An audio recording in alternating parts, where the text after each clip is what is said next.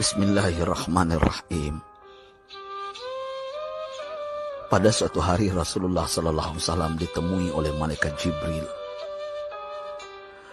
Rasul pun bertanya, "Ada apa wahai Jibril?"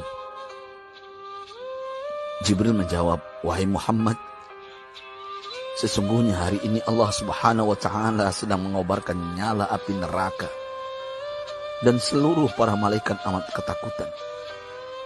Mereka tidak tahu harus bagaimana. Untung aku ingat," kata Jibril, "bahwa engkau Muhammad adalah sumber cinta dan sayang Allah Subhanahu wa Ta'ala kepada alam semesta. Dengan alasan itu aku kesini, bertabaruk mengambil berkah dengan cinta Allah kepada dirimu, ya Rasulullah, ya Muhammad." Rasulullah terdiam beberapa saat, kemudian bertanya lagi, "Wahai Jibril, ceritakan padaku bagaimana neraka itu sesungguhnya." Jibril menjawab, "Wahai Muhammad, neraka itu bagaikan lubang-lubang yang terdiri dari 7 tingkat.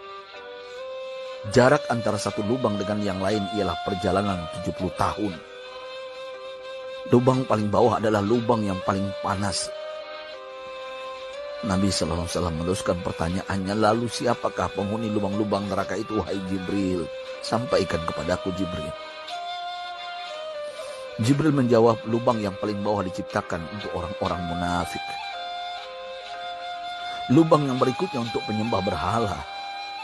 Lalu untuk penyembah bintang dan matahari."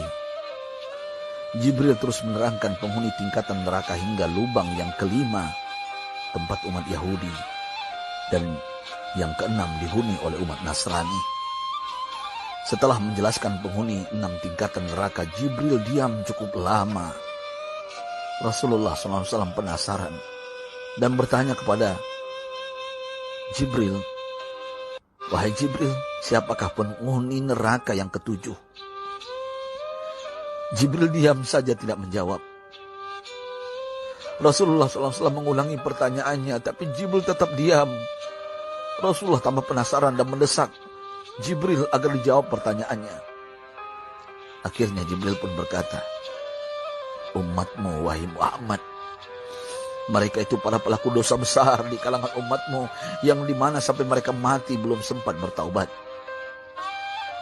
Mendengar jawaban Jibril, Rasulullah langsung jatuh pingsan. Jibril merangkulnya dan meletakkan tubuh baginda di atas pangkuannya. Tak berapa lama Rasulullah SAW sadar dan langsung menangis bersimbah air mata dengan terisak-isak. Rasulullah mempertegas pertanyaannya, "Wahai Jibril, apakah benar ada di antara umatku yang masuk neraka?" Jibril menjawab, "Benar, wahai Muhammad, pelaku dosa besar di antara umatmu yang belum bertaubat."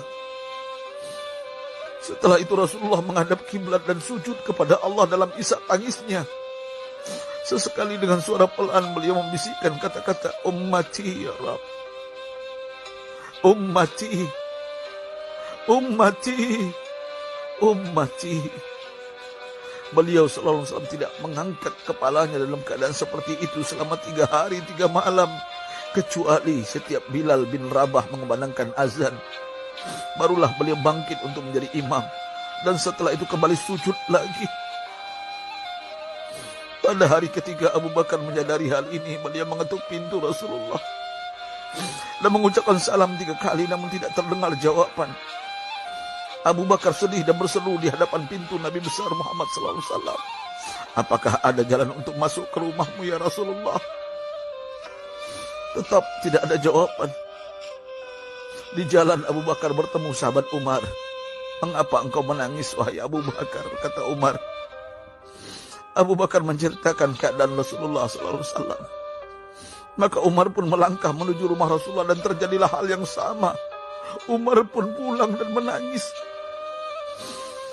Di jalan Umar bertemu sahabat Salman Al-Farisi. Dengan terisak Umar bercerita kepada Salman hingga membuat dia amat sedih, namun tidak berani mengulangi hal yang sama. Salman melangkah menuju rumah Fatimah radhiyallahu anha dan menceritakan hal itu. Setengah berlari Fatimah menuju rumah ayah tercinta dan mengetuk pintu sambil mengucapkan salam. Mendengar suara lembut putri tercinta, sejuklah dada Rasulullah. Beliau bangkit dari sujud dan membuka pintu. Alangkah terkejutnya Fatimah melihat Rasulullah, ayah tercinta, amat kurus dan pucat. Fatimah memeluknya lalu menangis. Wahai ayah, apa yang terjadi? Mengapa engkau amat sedih seperti ini? Rasulullah kembali menangis dan berkata dengan suara lirih, wahai Fatimah, belahan jiwaku, bagaimana mungkin aku tidak sedih sedangkan Jibril mengatakan akan ada kelak umatku yang akan masuk neraka. Subhanallah, betapa besar cinta Rasulullah kepada kita umatnya. Sahabatku,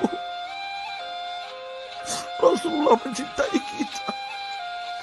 Antaman ma'aman ahbabta, engkau akan berkumpul dengan orang yang kau cintai. Mari kita mencintai baginda Nabi besar Muhammad SAW yang mencintai kita, umat yang tidak rela kita masuk neraka.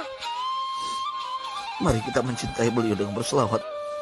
Sahabatku, sampaikan, Rasul mengajarkan kepada kita, man dalla ala khairin falau mislu ajri fa'ili.